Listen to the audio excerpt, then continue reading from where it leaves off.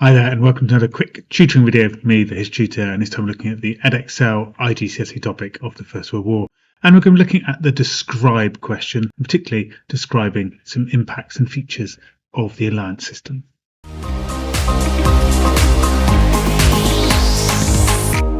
So, as you know, in the Edexcel iGCSE exam, you have a describe question. You've got to describe two features of something, and it's well worth your time making sure you know two features about everything. This time I'm going to look at the alliance system. So go to your revision guide and revise your alliance system and find the page with this question on it in my revision guide and revise your knowledge. We're going to have a quick quiz and then we're going to talk through how to get full marks in the describe question. So now, once you've revised, let's go to the quiz. Okay, so here's our quick quiz. We've got 10 questions on the alliance system and also the sort of build up to the war around the alliance system time. So use this as a tool to go through your revision guide and revise your knowledge and then come back to answer the quiz. Or if you've revised already, then see what you can remember. So pause me now and have a go at the quiz. Okay, so here are the answers. So in which year was the dual alliance signed? So that's 1879. Of course, the dual alliance is between Germany and Austria-Hungary. So this is the start of what we call the Central Powers in Europe. Now, question 2, how many different languages were officially spoken in Austria-Hungary? So 15.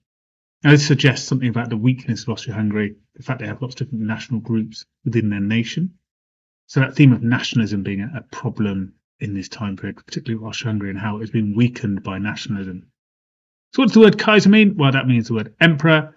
So the Kaiser of Germany is an emperor, but maybe an emperor without an empire. So he is looking to expand his empire around Africa and around Europe as well to expand further and gain more power. What was the name of the war between the Germanic states and France in 1870? That's the Franco-Prussian War. Now this is important because it creates French revangism. They want to reclaim Alsace and Lorraine that was lost to Germany in the war. And of course, as I said, revangism, they want to get revenge. Where Germany, of course, has been created out of war. It shows the greatness of its militarism. And Prussia won the war. So Prussia dominates Germany under the rule of the Kaiser, the Prussian king. And of course, the Prussian militarism. When was the Triple Alliance signed? So that's 1882. And of course, that's Italy joining with Germany and Austria-Hungary. So again, the Central Powers there are central in Europe.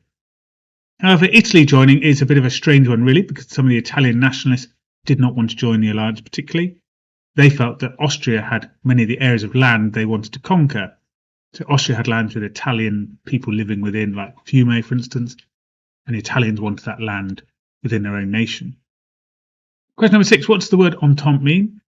So it's friendship, and it's about England and Great Britain and France developing a friendly understanding over some of their imperial disputes and arguments.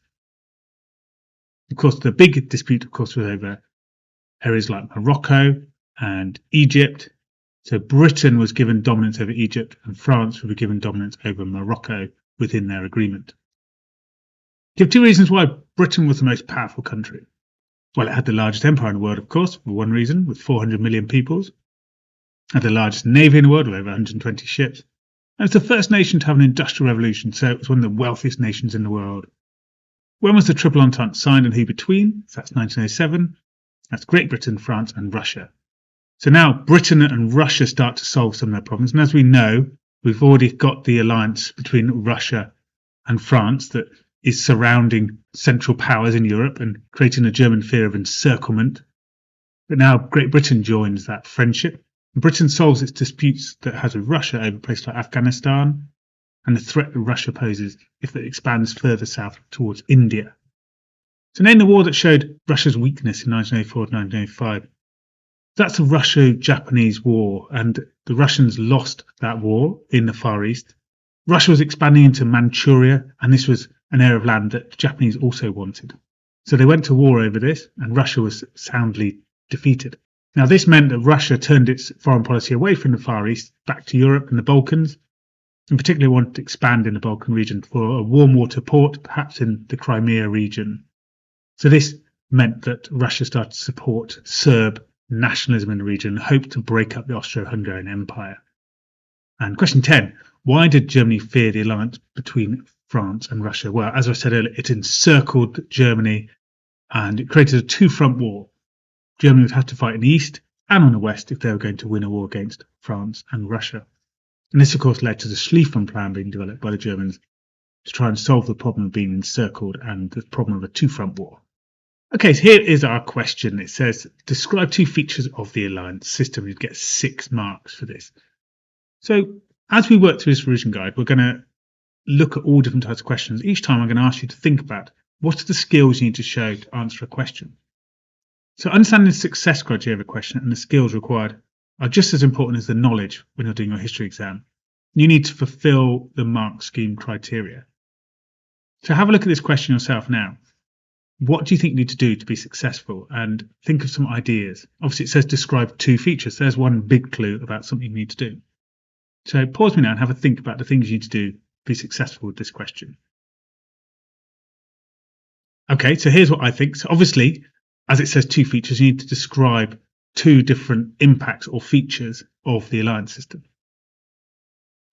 Being that this is history, you need to start creating an argument, of course, about these features. So your answer needs to start with a point of argument about the topic. So one feature of the alliance system was, and then you start to create an argument. You make a point of argument. Then back up this point with an example with 1 or 2 sentences of detail and knowledge with facts. Then obviously repeat this idea. So we should end up with around about 6 sentences in total covering 2 ideas. Okay, so now we've thought about the question, we know we need 2 points and 2 examples. Let's start planning some ideas for this. So I recommend you have a think about this quickly in the exam when you're doing this or when you're practicing these questions. Think about a point, think about examples that will back it up. Okay, so I'd like you to have a look through your notes now and think about 2 points or 2 major features about the alliance system and then give some examples. So pause me now and have a think of your ideas. Okay, so here's my ideas. So firstly, alliances led to Germany being encircled. So there's an obvious point from our quiz. Evidence being the Triple Entente meant war with France in the west and Russia in the east. Of course, it could mean Britain in the sea as well. So this led to the Schlieffen Plan being developed. So I've got 2 ideas I can link to that coming out of the alliance system, easily form 2 or 3 sentences about that. So another idea is alliances would lead to a large war, of course. War between Russia and Austria-Hungary would quickly involve Germany and France. And if we talk about the Schlieffen Plan, that might involve Britain as well because they plan to attack through Belgium. And of course, Britain has an alliance with Belgium. So we have some ideas now. So what's this answer going to look like? So as I said earlier, it's going to be a point and evidence, point and evidence. So we're going to say one feature of the alliance system was that this happened, and then back it up with some evidence. For example, and then give our facts and details. And we repeat it. So let's go through this together now, shall we? I'm going to work you through this question step by step, and you can write it in the revision guide, your ideas and your answer. So pause me at each phase, and you can look through your notes and fill in an answer. I'll show you an example as we go through. Of course, this being history, your idea can be different to mine. That's fine. There's not necessarily a perfect answer. It's just a well-argued answer we're looking for. So now finish the sentence then. One feature of the alliance system was, think back to our plan. We had the idea that maybe Germany was encircled, for instance, could be our first idea. Pause me now and away you go. Okay, so here's what I've said, very simple. I've just said one feature of the alliance system was that it encircled Germany and they felt threatened. Easy peasy. Okay, now we can back this up with some evidence. We're looking for 2 or 3 sentences of evidence. Think about a plan, use some key words, use some key facts, back up our idea. So pause me now and see if you can add ideas to back up your idea you've got. Okay, so here's what I've said. For example, Germany and the Central Powers had France to the west and Russia to the east, Britain controlling the sea, obviously due to the Triple Entente.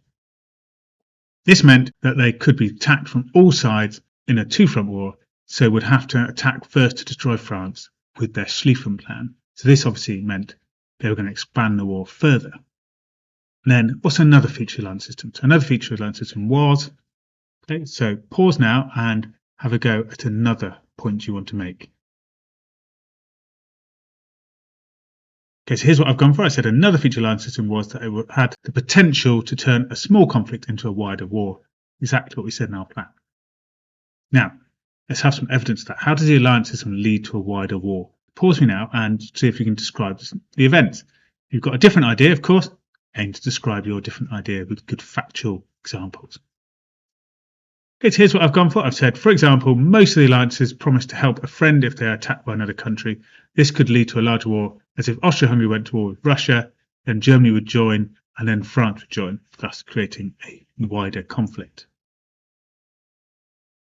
Cool, I hope you found that video useful and you've managed to test your skills and revise your knowledge with that nice tutoring video.